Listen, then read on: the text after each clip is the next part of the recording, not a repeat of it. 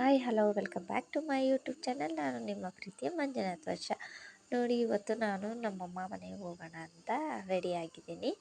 ನಾವು ಟೂ ವೀಲರಲ್ಲಿ ಹೋಗ್ತೀವಿ, ಅದಕ್ಕೋಸ್ಕರ ನಾನು ಡ್ರೆಸ್ಸೇ ಹಾಕ್ಕೊಂಡಿದ್ದೀನಿ, ಸೀರೆ ಏನೂ ಹಾಕ್ಕೊಂಡಿಲ್ಲ. ನೋಡಿ, ಈ ಥರ ನಾವು 3 ಜನನೂ ಹೋಗ್ತಾಯಿದ್ದೀವಿ ನಮ್ಮ ಪಾಪನ ಕರ್ಕೊಬರೋಕ್ಕೆ.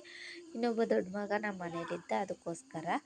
ಆಮೇಲೆ ಸ್ವಲ್ಪ ಫಿಶ್ ಮಾಡಿದರು, ಆಮೇಲೆ ಸ್ವಲ್ಪ ಕಬಾಬು, ಆಮೇಲೆ ಸ್ವಲ್ಪ ಚಿಕನ್ ಸಾಂಬಾರು, ಆಮೇಲೆ ಸ್ವಲ್ಪ ಬಿರಿಯಾನಿ ಅಷ್ಟು ಮಾಡಿದರು. ನೋಡಿ, ಇದು ಫಿಶ್ಶನ್ನ ಮಾರ್ಕ್ ಮಾಡ್ತಾಯಿದ್ವಿ, ಅಂದರೆ ಅದು ಮಸಾಲೆ ಎಲ್ಲ ಆ್ಯಡ್ ಆಗಲಿ ಅಂತ ಸ್ವಲ್ಪ ಮಾರ್ಕ್ ಮಾಡ್ತಾಯಿದ್ವಿ. ಈ ಥರ ಮಾರ್ಕ್ ಮಾಡೋದ್ರಿಂದ ಚೆನ್ನಾಗಿ ಮಸಾಲೆ ಅದರೊಳಗೆ ಎಲ್ಲ ಹಿಡಿಯುತ್ತೆ, ಅದಕ್ಕೋಸ್ಕರ ಅಂತ ಮಾರ್ಕ್ ಮಾಡ್ತಾಯಿದ್ವಿ.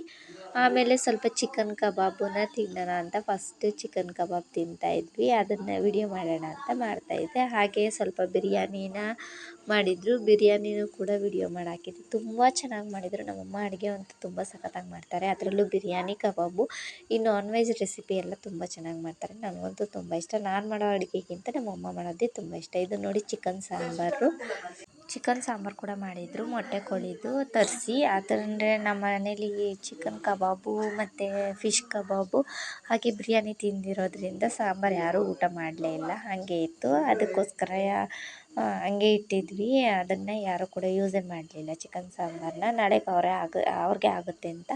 ನೋಡಿ, ಫಿಶ್ ಎಲ್ಲರೂ ಒಂದೊಂದು ಪೀಸ್ ತಿಂದ್ವಿ. ಅಂದರೆ ಇದು ಬಾಂಗ್ಡೆ ಮೀನು ಅಂತ ಉದ್ದಕ್ಕಿರುತ್ತೆ, ಚಿಕ್ಕಕ್ಕೆ ಉದ್ದಕ್ಕಿರುತ್ತೆ, ಅದನ್ನು ತಿಂದ್ವಿ. ನೋಡಿ, ಬಿರಿಯಾನಿ ದೊಡ್ಡ ಪಾತ್ರೆಯಲ್ಲಿ ಮಾಡಿದರು, 2 ಟೈಮ್ ಆಗಿತ್ತು.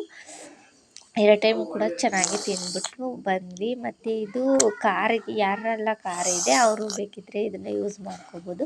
ಈಗೆಲ್ಲ ಬಿಸಿಲಲ್ವ, ಅದಕ್ಕೋಸ್ಕರ ಇದನ್ನ ಯೂಸ್ ಮಾಡಿದ್ರೆ ತುಂಬ ಚೆನ್ನಾಗಿರುತ್ತೆ. ಅದಕ್ಕೋಸ್ಕರ ಈ ವಿಡಿಯೋ ಮಾಡೋಣ ಅಂತ ಮಾಡ್ತಾಯಿದ್ದೀನಿ. ನನ್ನ ತಮ್ಮನ ಹತ್ರ ಟಾಟಾ ಏಸ್ ಇತ್ತು, ಅದಕ್ಕೆ ಅವನು ತಗೊಂಡಿದ್ದ. ಅದನ್ನು ನಿಮಗೂ ತೋರಿಸೋಣ. ಸ್ವಲ್ಪ ನೀರು ಹಾಕಿದ್ರೆ ಸಾಕು, ಈ ಥರ ಕರೆಂಟಿಗೆ ಹಾಕಿದ್ರೆ ಈ ಥರ ಗಾಳಿ ಬರುತ್ತೆ, ಅಂದರೆ ತಣ್ಣಗಿರುತ್ತೆ.